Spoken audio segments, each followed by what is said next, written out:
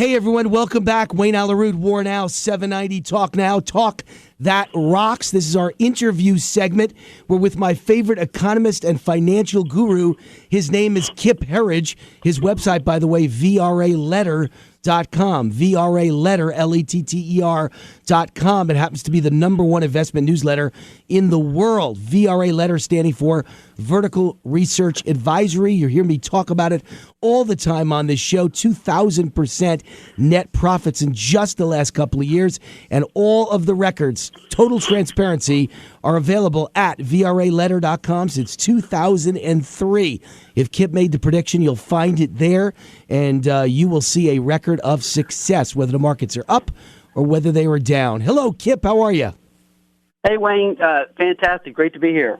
So let's talk today about something. In our very last interview about 3 or 4 weeks ago, I said I wanted to talk about if Trump wins the election or even if Hillary wins it, what would be the kind of investments a person would want to be thinking about right now? And we never got to it. We got busy. We talked about a lot of other stuff, as you and I usually do. There's always a lot on our plates, and we're always simpatico, so it goes very quickly. So let's do it now. Let's cover that ground. If you wanted to prepare for a Donald Trump victory in November, which I know both you and I think is going to happen, what would you suggest the average person start thinking about investing in now, and even right now, and then in November?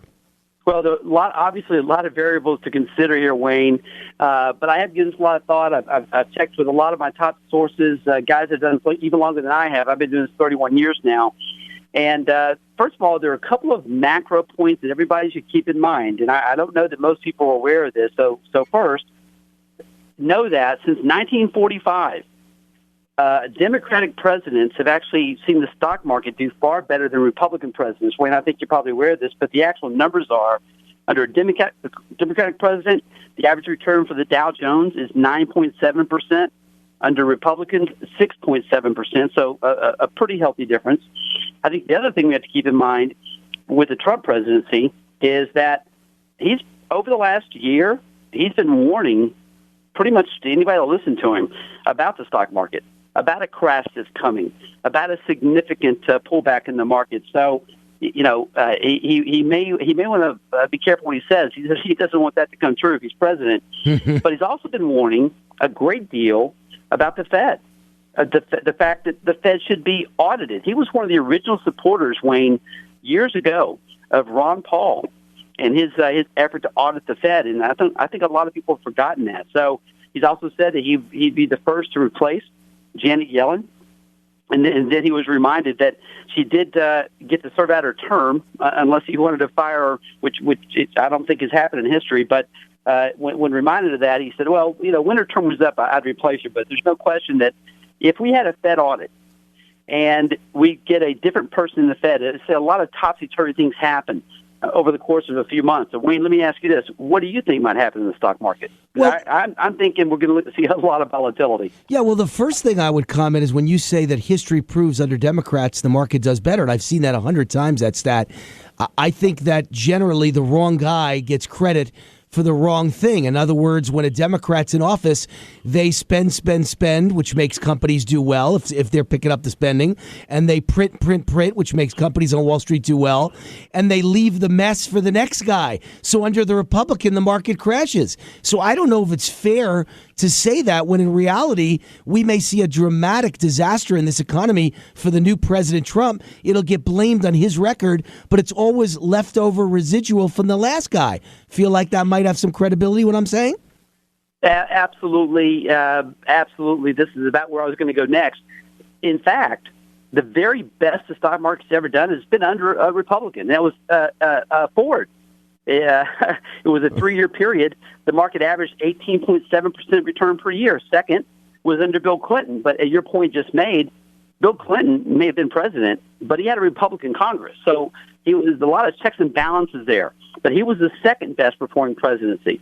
And now Obama it looks like he'll be the third best performing presidency for the stock market. And you're right. This is, as a matter of fact, one of the major, I'd say, in the rumor mill of Wall Street. This is what everybody's talking about right now. This specific issue is with Yellen and this very dovish Fed. that will just not raise rates because they don't do anything to upset the apple cart.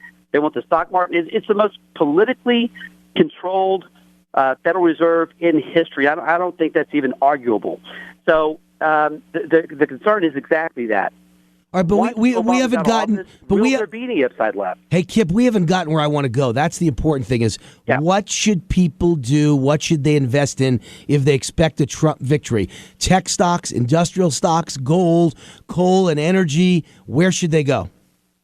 First of all, and again, right now, we have the fewest percentage of Americans that own stocks in the last 19 years. So people are very skeptical, and probably for very good reason.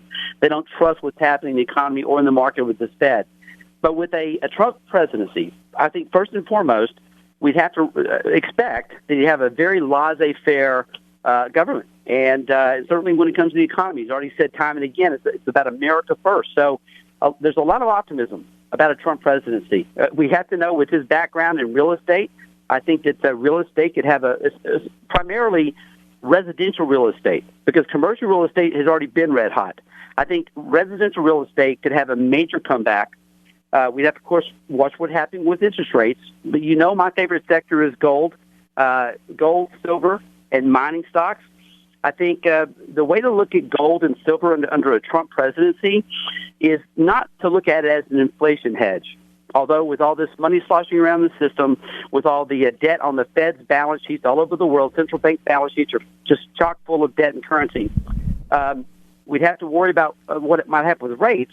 But mining stocks, I believe, that have already started off to have a pretty spectacular bull market, I believe they're telling us in advance. The markets anticipate 6 months out, Wayne. You know this, I know this.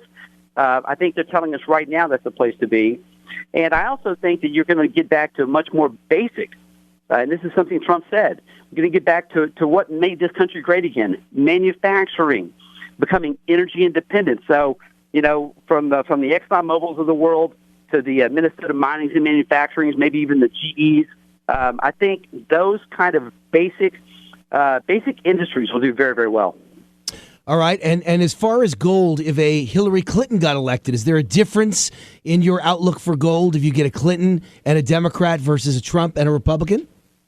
I think at the end of the day, frankly, it's not going to matter because of the powerful trends that are taking place in currency markets globally right now. But I think under a Clinton presidency, we can expect just more of what we've seen. Probably Yellen to stay in office, stay ahead of the Fed for a long time, keep rates low, keep printing money. Of course, that's all wildly bullish for gold and for mining stocks. All right, Kip Herridge from VRAletter.com. VRAletter, LETTER.com, one of the best investment newsletters in the world. I think the best, but I'm prejudiced. I've followed Kip for almost 15 years, and he is fantastic. Thank you, Kip. Great to have you on War Now. We'll be right back. More on War Now, 790 Talk Now.